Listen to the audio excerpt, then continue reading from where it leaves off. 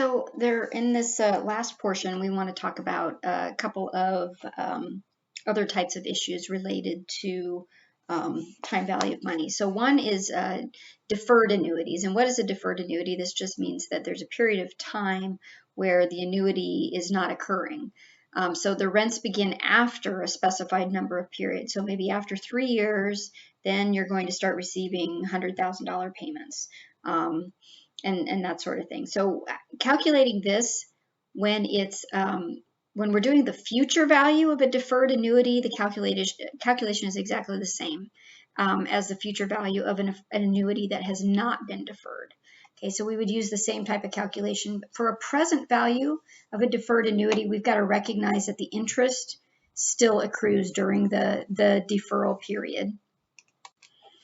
So, and another kind of practical application for the for using the time value of money is in the valuation of long-term bonds.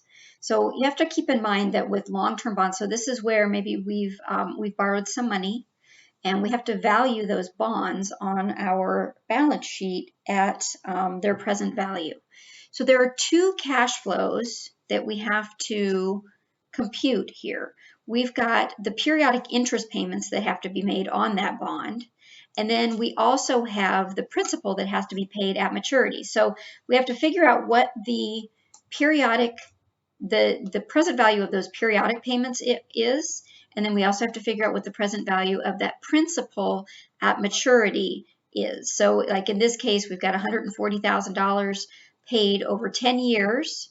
These are the interest payments, and we would want to calculate the present value of those interest payments. And then we also have this $2 million that has to be paid back at the end of 10 years. So we would have a single sum, a present value of a single sum in the $2 million, and then we'd have the present value of an annuity, either annuity due or an ordinary annuity, depending upon when those payments are made. In this case, it would be an ordinary annuity of $140,000 over those 10 years. So let's look at an example of that, because this is really where the practical implication for us accountants comes in to play. So Alltech Corporation, on January 1st, 2017, they issue $100,000 of 5% bonds due in 5 years with interest payable annually at year end. So the current market rate of interest for those a bond of similar risk is 6%. What will buyers pay for this bond issue? And this is where we value that bond. What are we going to sell it for? So remember, and you should remember this from Principles 2, that when we're valuing bonds, we look at the face value of the bonds, and we look at the stated interest rate and the market interest rate on those bonds when we are valuing them. So let's take a look at this particular example here. So we've got $100,000, 5% bonds. So they're going to pay $5,000 a year in interest over the next 5 years. So they're paid annually at year end. So this is an annuity, an ordinary annuity. Current market rate of interest for these bonds of similar risk is 6%. So what are buyers going to pay for this bond issue? So let's take a look here. So we've got, we're going to take our present value of an ordinary annuity to find that present value factor. This is for those interest payments. Now we're calculating the annuity part of that bond. So if we take 6% over 5 years, our factor is 4.2136. So if we multiply the $5,000 by that factor, the present value of those annuity payments is $21,061.80. Now we calculate out the single sum amount of the principal that's going to be paid at the end of those 5 years.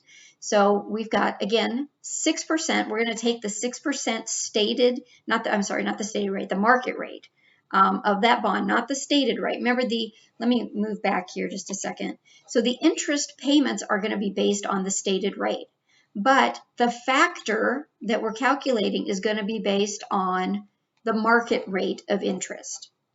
Okay?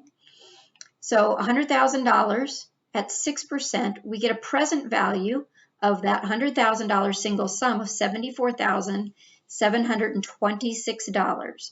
We add those two together, And the bond, the market value of that bond is $95,787.80. That's how much somebody will pay for that bond. Why do they get a discount on that bond? Well, because the market rate of interest is 6%, but this bond's only paying 5%.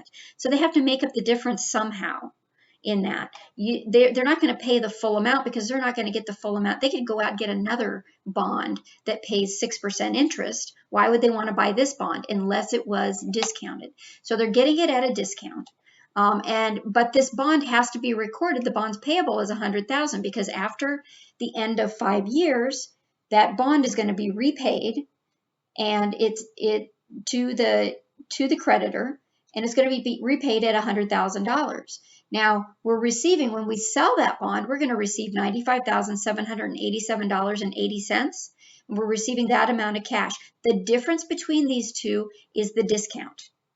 The discount on bonds payable, which remember is a contra account to the bonds payable account. You can see it's a debit, and it will show up on the balance sheet underneath bonds payable to offset those bonds payable. So that discount, and this is at the time of sale.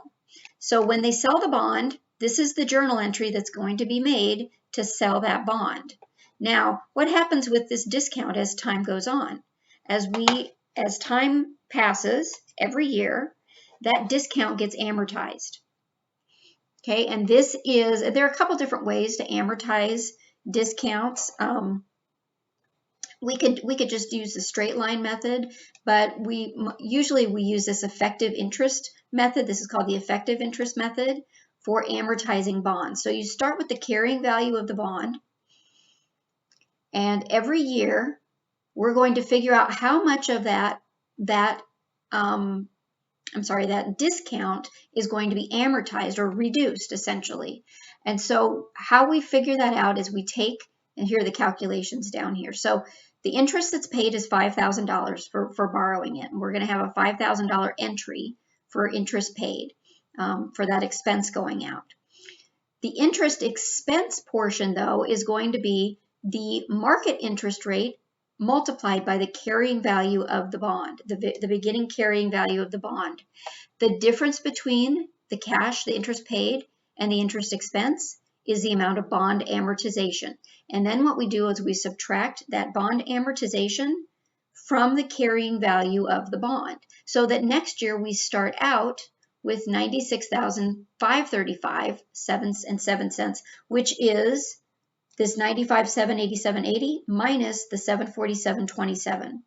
The next year, again, $5,000 of interest is paid, but the interest expense is going to be based on this $96,000, and it's going to be at the 6%. So 6% of the $96,535 is $57.92. The difference between those two is the bond amortization. We do that every year until that bond is fully amortized, and you'll see that the total amortization equals what that bond discount was originally, right there.